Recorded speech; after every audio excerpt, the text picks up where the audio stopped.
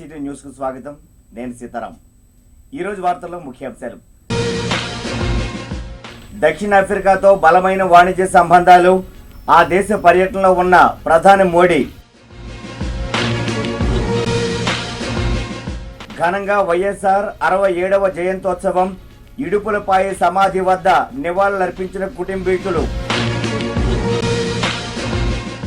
Smart Vizag పై పోటీలు, ఎంట్రీలను ఆహ్వానిస్తున్న GVMC commissioner Praveen Kumar. కేంద్ర నిధుల కోసం త్వరలో చలో ఢిల్లీ, ఏపీ పంచాయతీరాజ్ ఛాంబర్ రాష్ట్ర సమావేశాల్లో నిర్ణయం. వైఎస్ఆర్ ఆశయ సాధనకు పాటుపడతాం, జయంతి కార్యక్రమంలో వైకాపా నేతల ఉద్ఘాటన. ఇక వార్తల్లోని వివరాల్లోకి వెళ్దాం. దక్షిణాఫ్రికా పర్యటనలో ఉన్న భారత ప్రధాని నరేంద్ర మోడీ ప్రిటోరియాలో ఆ దేశ అధ్యక్షుడు జాకబ్ జుమాతో సమావేశమయ్యారు. ద్వైపాక్షిక అంశాలపై చర్చించారు. అనంతరం జుమాతో కలిసి మోడీ మీడియాతో మాట్లాడారు. మైనింగ్, కెమికల్స్, ఫార్మా రంగాల్లో వాణిజ్యం, పెట్టుబడులపై పరస్పర అవగాహన కుదిరిందని వెల్లడించారు. దక్షిణాఫ్రికాతో భారతీయ సంస్థలకు బలమైన వాణిజ్య సంబంధాలు ఉన్నాయని చెప్పారు.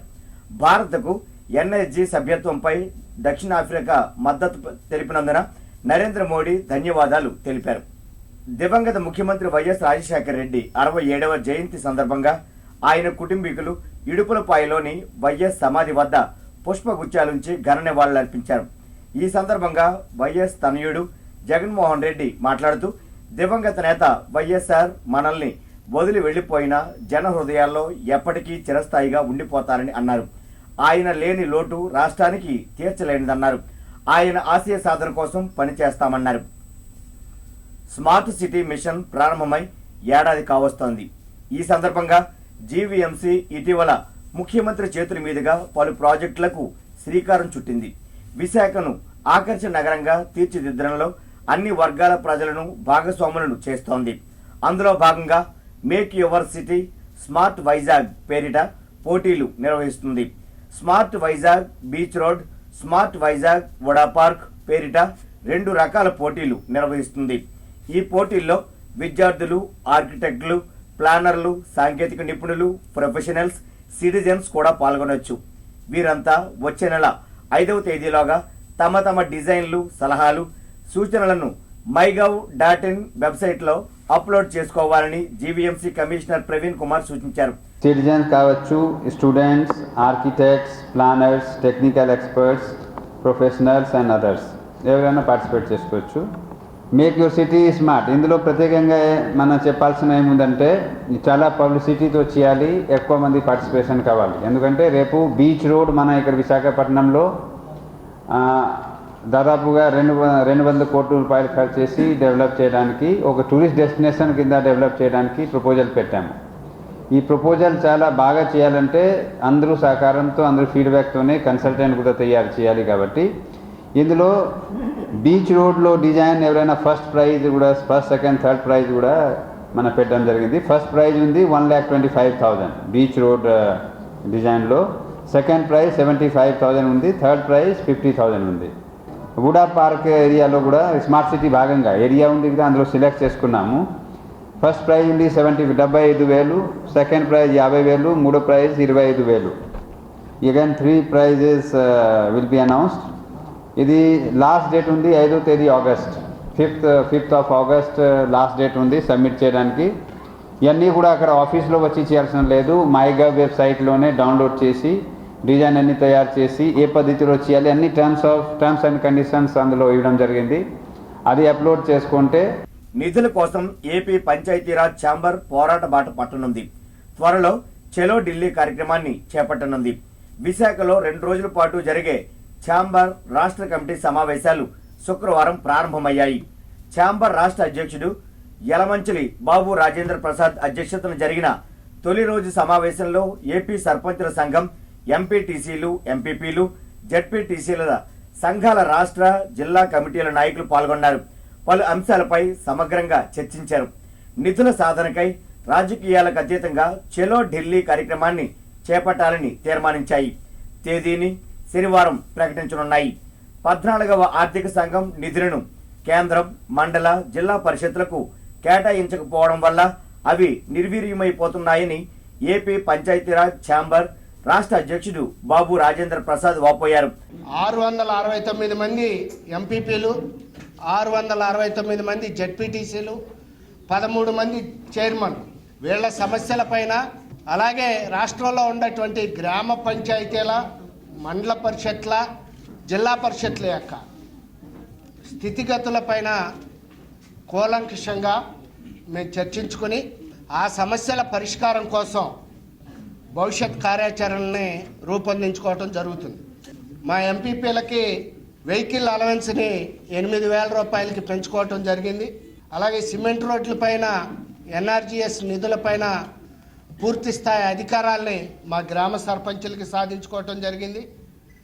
అలాగే సర్పంచులకి, ఎంపీటీసీలకి 3,000 చొప్పున గౌరవ వేతనాన్ని, అలాగే ఎంపీపీలకి, జెడ్పీటీసీలకి 6,000 రూపాయల చొప్పున గౌరవ వేతనాల్ని పెంపుదల చేసుకోవటం జరిగింది. ఇలా ఇంకా అనేక డిమాండ్లను సాధించుకున్నాం. ముఖ్యమంత్రిగా మహానేత వైఎస్ రాజశేఖర రెడ్డి రాష్ట్రానికి అందించిన సేవలు చిరస్మరణీయమైనవని వైఎస్ఆర్ కాంగ్రెస్ పార్టీ జిల్లా అధ్యక్షుడు గుడివాడ అమర్నాథ్ కొనియాడారు. దివంగత ముఖ్యమంత్రి వైఎస్ఆర్ 67వ జయంతి కార్యక్రమాన్ని బీచ్ రోడ్లోని ఆయన విగ్రహం వద్ద నిర్వహించారు. కేక్ కట్ చేసి మహానేతకు జోహార్ అర్పించారు. ఈ సందర్భంగా గుడివాడ అమర్నాథ్ మాట్లాడుతూ స్వాతంత్రం వచ్చిన తర్వాత రాష్ట్ర అభివృద్ధి కోసం దివంగత ముఖ్యమంత్రి వైఎస్ రాజశేఖర రెడ్డి పాటుపడినంతగా ఎవరూ పనిచేయలేదని గుర్తు చేశారు. ఆయన ఆశయాలకు వారసులుగా జగన్తో పాటు తాము కూడా పాటుపడుతున్నామని చెప్పారు. రాష్ట్రంలో ప్రజా వ్యతిరేక పాలన కొనసాగుతోందని విమర్శించారు. తెలుగుదేశం పార్టీ ఎన్నికల వాగ్దానాలను తొంగలోకి తొక్కి ప్రజలను మోసగించిందని దుయ్యబట్టారు. టీడీపీ విధానాలను ఎండగడుతూ మహానేత వైఎస్ఆర్ జయంతి సందర్భంగా చేపడుతున్న గడప గడపకు వైకాపా కార్యక్రమాన్ని పార్టీ శ్రేణులు విజయవంతం చేయాలని కోరారు. అది వాస్తవం. ఏదైతే ఈరోజు ఆయన ఆశయాల కోసం, వైఎస్ రాజశేఖర రెడ్డి గారి ఆశయాల కోసం వైఎస్ఆర్ కాంగ్రెస్ పార్టీ రాష్ట్ర అధ్యక్షులు జగన్మోహన్ రెడ్డి గారు ఆయనకి రాజకీయ వారసుడిగా, ఆయన ఆశయాలకు వారసుడిగా, ఆయన కింద పనిచేస్తున్నటువంటి నాయకులు మేం కానీ, వైఎస్ఆర్ కాంగ్రెస్ పార్టీ అభిమానులు కానీ రాజశేఖర రెడ్డి గారి ఆశయాల కోసం పాటుపడతామన్నటువంటి విషయాన్ని మరొకసారి ఆయన జయంతి సందర్భంగా తెలియజేస్తా ఉన్నాం. అందుకనే ఈరోజు రాష్ట్రంలో జరుగుతున్నటువంటి ప్రజా వ్యతిరేక పరిపాలన, ఎన్నికల్లో రాష్ట్రంలో అధికారంలోకి రావడానికి తెలుగుదేశం పార్టీ చేసినటువంటి వాగ్దానాల్ని ఏదైతే ఈ రోజు వరకు అమలు చేయలేదో దాన్ని ప్రజల్లోకి తీసుకెళ్లడం కోసం నేటి నుంచి గడప గడపకి వైఎస్ఆర్ కాంగ్రెస్ పార్టీ కార్యక్రమాన్ని రాష్ట్ర వ్యాప్తంగా చేపడతా ఉన్నాం. అందులో భాగంగా విశాఖపట్నానికి సంబంధించి 15 నియోజకవర్గాల్లో కూడా ఈ రోజు నుంచి గడప గడపకి వైఎస్ఆర్ కాంగ్రెస్ పార్టీ మొదలవుతా ఉంది. దాన్ని విజయవంతం చేయవలసిందిగా నాయకుల్ని, పార్టీ కార్యకర్తల్ని, రాజశేఖర రెడ్డి గారి అభిమానుల్ని, జగన్మోహన్ రెడ్డి గారి అభిమానుల్ని కోరుతా ఉన్నాం. ప్రజా సాధికార సర్వేను గాజువాక జోనల్ కార్యాలయంలో స్థానిక ఎమ్మెల్యే పల్లా శ్రీనివాసరావు ప్రారంభించారు. అనంతరం ఆయన మాట్లాడుతూ ప్రభుత్వం ప్రతిష్టాత్మకంగా చేపట్టిన ఈ కార్యక్రమం ద్వారా ప్రజలకు ఉపయుక్తంగా ఉండడంతో పాటు ప్రభుత్వానికి పూర్తి స్థాయి వివరాలు అందుబాటులో ఉంటాయన్నారు. ఇంటికి వచ్చిన సర్వే సిబ్బందికి పూర్తి ఆధారాలు అందజేసి ప్రజలు సహకరించాలని కోరారు. అందుకని దీని మీద దానివల్ల ఏమవుతుంది, అస్తవ్యస్తమైన సమాచారం ఉంటుంది. ఆ అస్తవ్యస్తమైన సమాచారంతో అక్కడ చట్టసభల్లో మాట్లాడి మళ్ళీ దానికోసం కేటాయింపులు జరుగుతాయి. ఎంత బడ్జెట్ దీనికోసం శాంక్షన్ చేయాలి, అంత బడ్జెట్ దానికోసం చేయాలని చెప్పి దానివల్ల భావి తరాల వారికి, ఇప్పుడున్న తరాల వారికి కానీ భావి తరాల వారికి కానీ ఆ అస్తవ్యస్త సమాచారంతో మనం అన్యాయం చేసుకోవడం. అందుకనే నేను సర్వేస్ అందరికీ కూడా చేతులెత్తి దండం పెట్టి నేను కోరేది ఏంటంటే ఈ సర్వే డేటా మాత్రం చాలా జాగ్రత్తగా, చాలా పకడ్బందీగా మీరు తేవాల్సిన అవసరం ఉందని చెప్పి ఈ సందర్భంగా మీకు తెలియజేస్తున్నాను. ఇప్పుడొక వాణిజ్య విరామం. బ్రాడ్బ్యాండ్ ఒక చరిత్ర. ఫైబర్ నెట్ కు స్వాగతం. పరిచయం చేస్తున్నాం అపరిమితమైన 20 Mbps కేవలం 999 రూపాయలకే. అద్భుతమైన వేగం, నమ్మశక్యం కాని అనుభవం కేవలం వేగవంతమైన యాడ్ ఫైబర్ నెట్ తో మాత్రమే. 428400 కి కాల్ చేయండి లేదా యాడ్ ఫాస్ట్ ని 56677 కి SMS చేయండి. తిరిగి వార్తల్లోకి. కుష్టు రోగులను పలు రకాలుగా ఏఎంజీ సంస్థ వేధిస్తోందని విశాఖ జిల్లా దళిత సంఘాల ఐక్యవేదిక మండిపడింది. ఈ మేరకు బాధిత కుష్టు రోగులతో కలిసి జిల్లా కోర్టు తెలుగుతల్లి విగ్రహం వద్ద బైఠాయించి నిరసన ప్రదర్శన చేపట్టారు. కార్యక్రమంలో ఏఎంజీ సంస్థ పూర్వ లీగల్ అడ్వైజర్ సీనియర్ న్యాయవాది టీజే శ్రీనివాసరావు పాల్గొని కుష్టు రోగుల పట్ల ఏఎంజీ సంస్థ అనుసరిస్తున్న విధానాన్ని ఎండగట్టారు. కుష్టు రోగులను విదేశీ సంస్థలకు చూపించి కోట్లాది రూపాయలను విరాళాలుగా సేకరిస్తున్న ఏఎంజీ సంస్థ అదే కుష్టు రోగులకు నోటీసులు ఇచ్చి కోర్టు మెట్లెక్కే పరిస్థితిని తీసుకురావడం దుర్మార్గమన్నారు. దీనిపై తాను జాతీయ మానవ హక్కుల కమిషన్కు ఇచ్చిన ఫిర్యాదు మేరకు ఈ నెల 26వ తేదీన విచారణ జరుగుతుందని తెలిపారు. అందువలన దాన్ని తిరిగి మళ్ళా ఏఎంజీ సంస్థదేను నాదేను అని చెప్పేసి అని ఆయన తీసుకోవడానికి ప్రయత్నం చేస్తూ ఉన్నారు. ఒకప్పుడు మేము ఏఎంజీ సంస్థ తరఫున మేము చెప్పింది ఒకటి, ఈ లెపర్సీ వారికి, తర్వాత ఇప్పుడు చేస్తుంది జరుగుతుంది మరొకటి. ఇవాళ వేరే వాళ్ళకి అమ్మేయాలనే దురుద్దేశంతో ఇవాళ కోర్టులో కూడా కేసు వేసి వాళ్ళని ఖాళీ చేయమని చెప్పి నోటీసులు పంపించాడు. నేను ఒకటే ప్రశ్నిస్తున్నాను, ఏఎంజీ ఇండియా ఇంటర్నేషనల్ సంస్థ ప్రస్తుత డైరెక్టర్ గారిని, ఆ ఎగ్జిక్యూటివ్ మెంబర్స్ని నేను ఒకటే అడుగుతున్నాను, నువ్వు స్వచ్ఛంద సంస్థ అని సేవా సంస్థను మనం పెట్టుకొని మరి సేవ ఎవరికి చేస్తున్నాం? ఈ లెపర్సీ వాళ్ళ పేరు మీద ఫండ్స్ రైజ్ చేసి ఆ వచ్చిన డబ్బు ఇవాళ నేను కోటీశ్వరుని అయిపోయాను అని ఇవాళ 2000 కోట్ల రూపాయలకు అధిపతి అయ్యాడు ఆయన. ఇది ఒక ప్రత్యేకమైన పరిస్థితి. కుష్ఠవ్యాధిగ్రస్తులు డబ్బులు తీసుకుని వచ్చి నేను వెళ్ళిపోయి నేను సంస్థ అధికారిని అని చెప్పేసి నేను చలాయించుకుని వాళ్ళ డబ్బంతా నేను తినేస్తే ఎంత అన్యాయం, ఎంత అక్రమం, ఎంత అధర్మమో ఒక్కసారి మరి అంత సమాజం అంతా చూడవలసిన బాధ్యత ఉంది. వివిధ డిమాండ్ల పరిష్కారాన్ని కోరుతూ భారతీయ మజ్దూర్ సంఘ్ దేశవ్యాప్త నిరసన ప్రదర్శనలకు పిలుపునిచ్చింది. అందులో భాగంగా బిఎంఎస్ జిల్లా శాఖ ఆధ్వర్యాన శుక్రవారం కలెక్టరేట్ ఎదుట ధర్నా నిర్వహించింది. ఈ కార్యక్రమంలో బిఎంఎస్ రాష్ట్ర ప్రధాన కార్యదర్శి ముత్యాలు మాట్లాడారు. కార్మికులు, ఉద్యోగులకు నష్టదాయకమైన విధానాలను కేంద్ర ప్రభుత్వం విడనాడాలని హితవు పలికారు. ప్రభుత్వ రంగ సంస్థలను ప్రైవేటీకరించరాదని, 100% ఎఫ్డిఐలను తక్షణమే రద్దు చేయాలని డిమాండ్ చేశారు. అలాగే ఈరోజు ప్రైవేటైజేషన్ ఎఫ్డిఐల పేరు మీద ప్రైవేటైజేషన్ చేయడము, కాంట్రాక్ట్ విధానం రద్దు చేయకుండా అతి తక్కువ వేతనాలతో కాంట్రాక్ట్ వర్కర్ని చేయించడం వల్ల దేశంలో కాంట్రాక్ట్ వర్కర్ పెద్ద పెరుగుతుంది. సమాన పని సమాన వేతనం చట్టంలో ఉన్నప్పటికీ ఈ రోజు వరకు ప్రభుత్వం ఇంప్లిమెంట్ చేయలేదు. భారతీయ మజ్దూర్ ఈరోజు దేశవ్యాప్తంగా అన్ని జిల్లా కేంద్రాల్లో ఉద్యమం చేస్తూ త్రూ కలెక్టర్ గారి ద్వారా ప్రధానమంత్రికి ఈ ప్రతిపత్రం పంపించి రాబోయే కాలంలో ఆగస్టు 12, 13, 14 తారీఖుల్లో జాతీయ కార్యవర్గ సమావేశం భోపాల్లో జరుగుతుంది.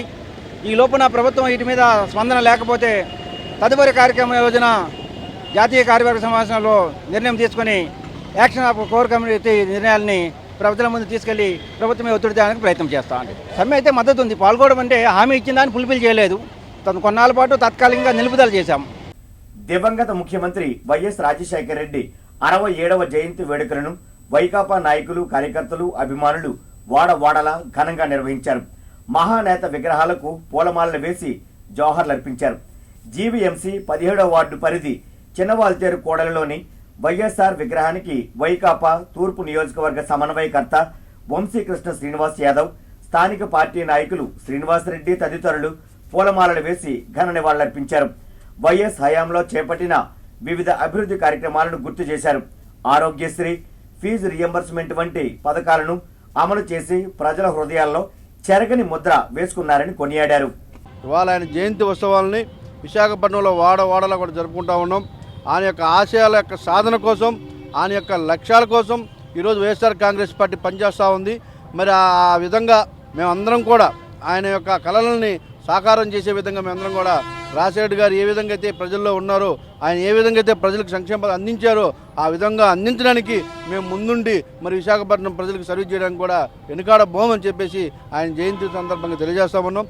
ఈరోజు విశాఖపట్నం అన్ని వార్డుల్లో కూడా ఎన్నో రకరకాలైనటువంటి కార్యక్రమాలు జరిపి ఆయన యొక్క ఆత్మశాంతికి మరి మనస్ఫూర్తిగా ఆయన ఎక్కడ మన మధ్య లేకపోయినా కూడా ఆయన ప్రజల్లో ఉన్నట్టుగానే ఈరోజు ప్రజలు భావించుకున్నారు. కాబట్టి అలాంటి నాయకుడికి మరి అందరం కూడా ఈరోజు పుట్టినరోజు జరుపుకోవడం చాలా ఆనందంగా ఉందని తెలియజేస్తాం. ప్రతి వాడలో విశాఖపట్నం ఈస్ట్ నియోజకవర్గం గారి మొత్తం విశాఖపట్నం సిటీ ఎంటైర్ సిటీ కూడా ఈరోజు ఆయన శుభ సందర్భంగా ప్రతి కార్యక్రమాలు చేసి ఆయన జన్మదిన శుభదర్భంగా ఎన్నో కార్యక్రమాలు జరుపుతున్నాము. విలీన కార్మికుల బకాయి జీతాలను గ్రేటర్ విశాఖ మున్సిపల్ కార్పొరేషన్ యాజమాన్యం తక్షణమే చెల్లించాలని కాంట్రాక్టు వర్కర్స్ యూనియన్ డిమాండ్ చేసింది. ఈ మేరకు జీవీఎంసీ ప్రధాన కార్యాలయం ఎదుట ధర్నా జరిపింది. ఈ సందర్భంగా జీవీఎంసీ కాంట్రాక్ట్ వర్కర్స్ యూనియన్ ప్రధాన కార్యదర్శి టి నోకరాజు మాట్లాడారు.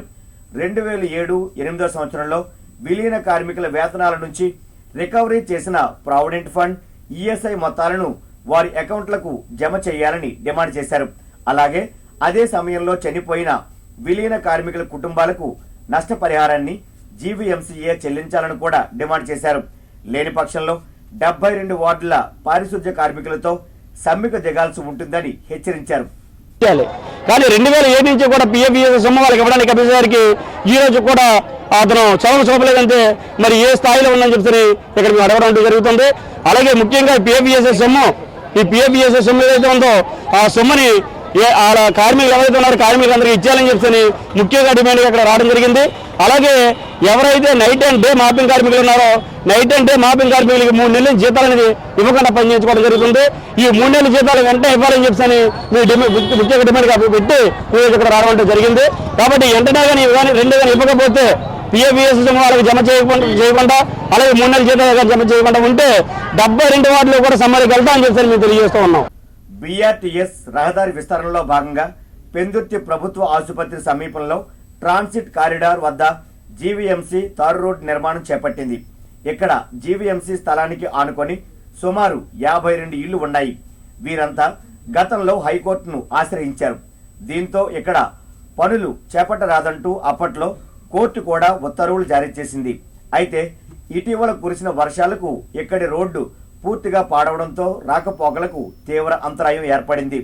దీనిపై కమిషనర్కు ఫిర్యాదు అందడంతో తాజాగా కమిషనర్ ప్రవీణ్ కుమార్ ఆ ప్రాంతాన్ని సందర్శించి ప్రభుత్వ స్థలంలో రహదారి నిర్మాణం చేపట్టాలని అధికారులను ఆదేశించారు. ఈ పెందుర్తి ట్రాన్సిట్ కారిడార్ కింద వస్తుంది.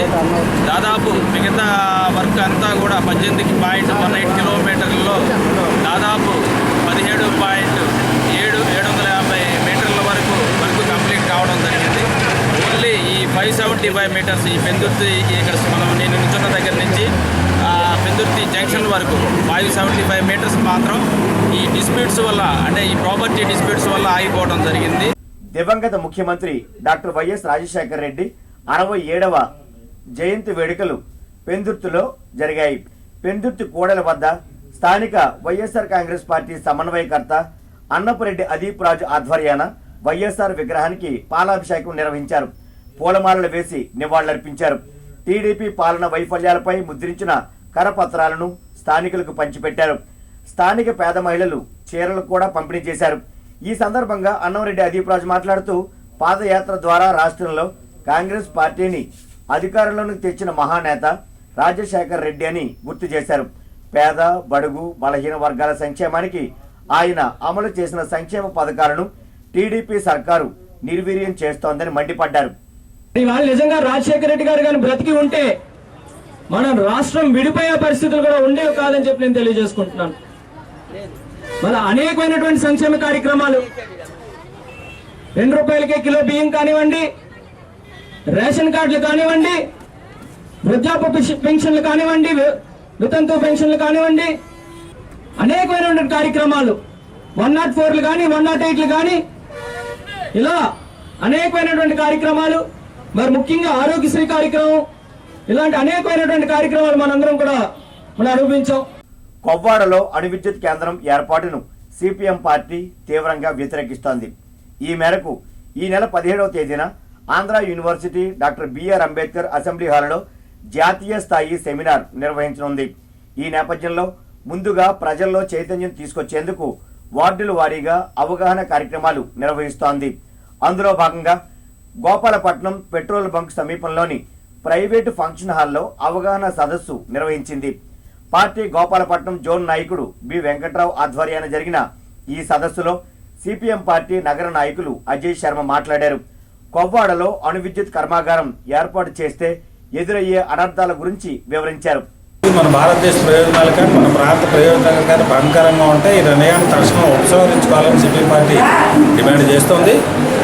మామూలుగా ఒక ప్లాంట్ వస్తుంటే ఉపాధి దొరుకుతుంది కావాలని కోరుకోవాలి, కానీ ఇక్కడ ఉన్నటువంటి విచిత్రమైనటువంటి పరిస్థితుల్లో అది వద్దనే ప్రభుత్వం మీద ఒత్తిడి చేసేటువంటి దౌర్భాగ్యమైనటువంటి పరిస్థితి దాపరిచింది. కారణం ఏంటంటే ఇప్పుడు ఏదైతే పొగాడులు అణుకులను పెడతానంటున్నారో అది అనేక దేశాల్లో ఆ రకమైనటువంటి సాంకేతికని టెక్నాలజీని వద్దని, అది అవుట్డేటెడ్ టెక్నాలజీ, కాలం చెల్లిపోయినటువంటి టెక్నాలజీ కాబట్టి దాన్ని నిషేధించినటువంటి పరిస్థితి ఉంది. అమెరికాలో అట్లాంటి అణువిద్యుత్ ప్లాంట్లు అనేక ప్రమాదాలు ఎదుర్కొన్న తర్వాత వద్దని నిషేధించారు. జపాన్లో నిషేధించారు. దివంగత ముఖ్యమంత్రి వైఎస్ రాజశేఖర రెడ్డి 67వ జయంతి వేడుకలు జీవీఎంసీ 46వ వార్డు పరిధి పిలకవానిపాలెంలో ఘనంగా జరిగాయి. స్థానిక వేమన సంక్షేమ సంఘం, వైఎస్ఆర్ కాంగ్రెస్ పార్టీ నాయకులు కలదిండి బద్రీనాథ్, పిపి సురేష్ల ఆధ్వర్యాన వైఎస్ఆర్ విగ్రహానికి పూలమాలలు వేసి నివాళులర్పించారు.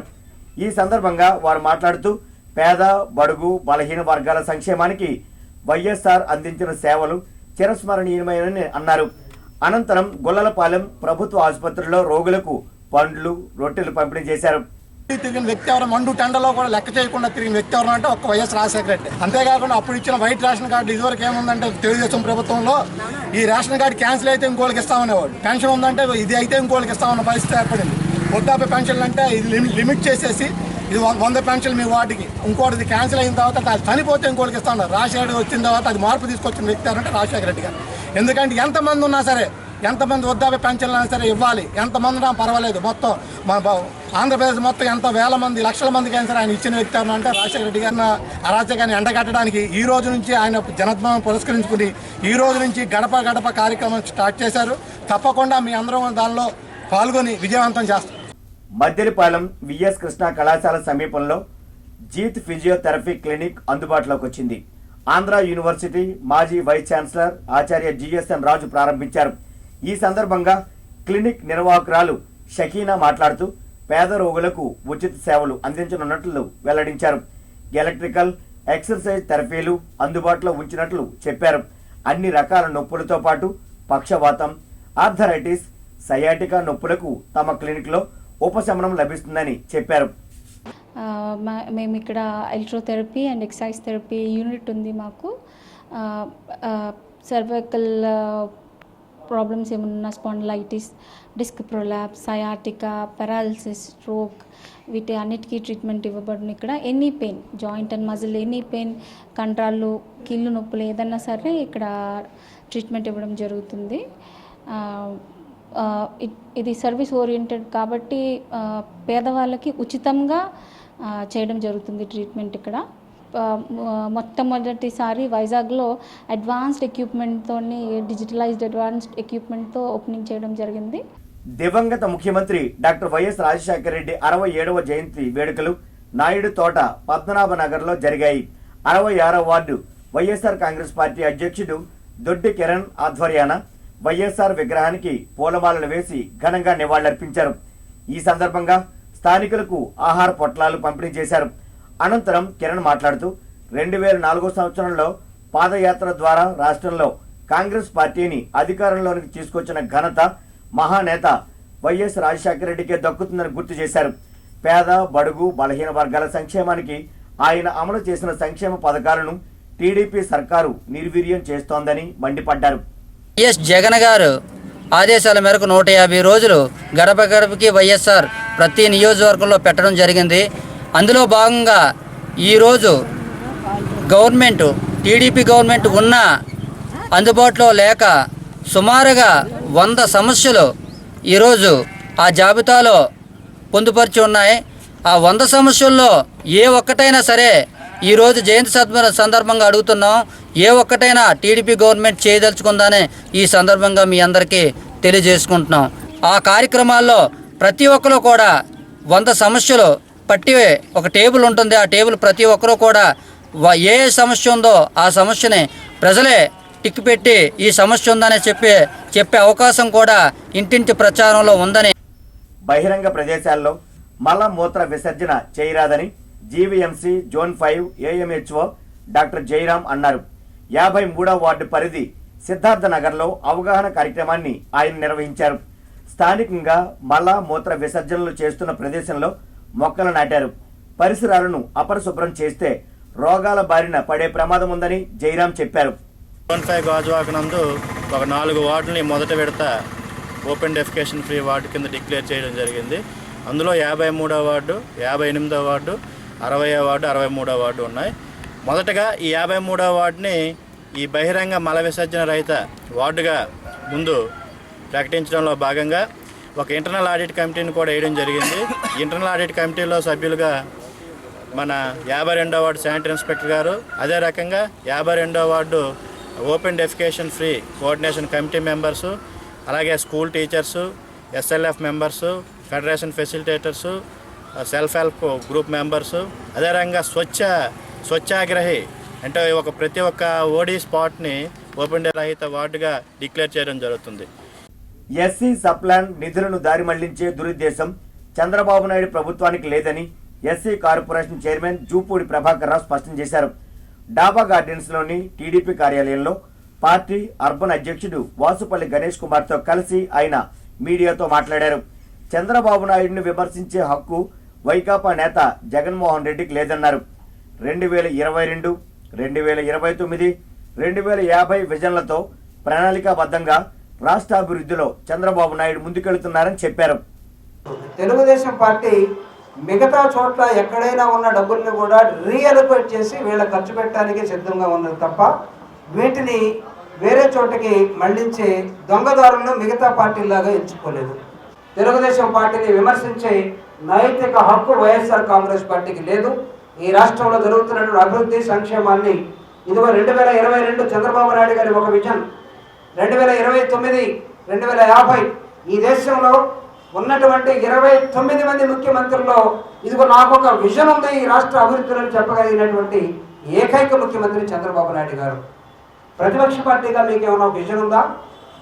లేకపోతే ఇంకొక రాజకీయ పార్టీని విమర్శించే స్థాయిలో మీరు నిజంగా మీకు అనుభవం ఉందా? రేపో మాపో ఈడీ అటాచ్మెంట్స్ తర్వాత తోసేస్తే జైల్లోకి వెళ్ళి అక్కడ ఉండాల్సినటువంటి వాళ్ళు ప్రజల్లో ఉన్న మా నాయకుల గురించి నిరంతరం మాట్లాడటం ఇది మీకు భావ్యం కాదు అని తెలుగుదేశం పార్టీ స్పష్టం చేయదలుచుకున్నది. చిన్నతనం నుండి చిత్రరంగం అంటే ఎంతో ఇష్టం. నచ్చిన రంగం వైపు అడుగులు వేసేందుకు వచ్చిన ప్రతి అవకాశాన్ని సద్వినియోగం చేసుకుంటూ ముందుకు సాగింది. తన ప్రతిభతో అనుకున్న లక్ష్యాన్ని చేరుకుంది. ఆమె నగరానికి చెందిన మోనికా శ్రీవాత్సవ్. ఆమె నటించిన ఆ ముగ్గురు చిత్రం శుక్రవారం విడుదలైంది. ఈ సందర్భంగా ఆమె ఏసీటీ న్యూస్ తో మాట్లాడారు. As soon as the director saw me, he liked me and I got selected for or be more opportunities are going to come. So I'm doing like the next month my second movie, Kannada movie I'm doing. So I'm looking forward to that also. Vizag has very beautiful places and in future obviously people are looking forward to base their industry over here, the Tollywood industry, and I would obviously love to do more and more movies with very big directors as well. So like you can say Puri Jagannath, Rajmouli and all, and very big heroes also. So my favorites are like all of them are my favorite. There is no specific person that I like, but I like all of them and I would love to work with them. ముందు ఇంకా clarity యాక్టర్గా, senior ఆర్టిస్ట్గా, model గా ఇప్పుడే చూసాం మేము. ఆ ఒక క్యాలెండర్స్లో కూడా అమ్మాయి ఫోటోలు రావడం జరిగింది. ఈ అమ్మాయి ఇంకా భవిష్యత్తులో ఉంటుందని మరి ప్రేక్షకులందరూ సినిమా మన ప్రాంతీయులు విశాఖ జిల్లా వాళ్ళు కానీ అన్ని జిల్లాల వాళ్ళు కూడా ఈ సినిమా చూసి మన ప్రాంతంలోని ఈ అమ్మాయిని ఆశీర్వదించాలని. ఏసీటీ న్యూస్ ముగించే ముందు ముఖ్యాంశాలు మరోసారి. దక్షిణాఫ్రికాతో బలమైన వాణిజ్య సంబంధాలు. ఆ దేశ పర్యటనలో ఉన్న ప్రధాని మోడీ. ఘనంగా వైఎస్ఆర్ 67వ జయంతోత్సవం. ఇడుపులపాయ సమాధి వద్ద నివాళులర్పించిన కుటుంబీకులు. స్మార్ట్ వైజాగ్ పై పోటీలు, ఎంట్రీలను ఆహ్వానిస్తున్న జీవీఎంసీ కమిషనర్ ప్రవీణ్ కుమార్. కేంద్ర నిధుల కోసం త్వరలో చెలో ఢిల్లీ. ఏపీ పంచాయతీరాజ్ ఛాంబర్ రాష్ట్ర సమావేశాల్లో నిర్ణయం. వైఎస్ఆర్ ఆశయ సాధనకు పాటుపడతాం. జయంతి కార్యక్రమంలో వైకాపా నేతల ఉద్ఘాటన. ఈ వార్తలు ఇంతటితో సమాప్తం. నమస్కారం.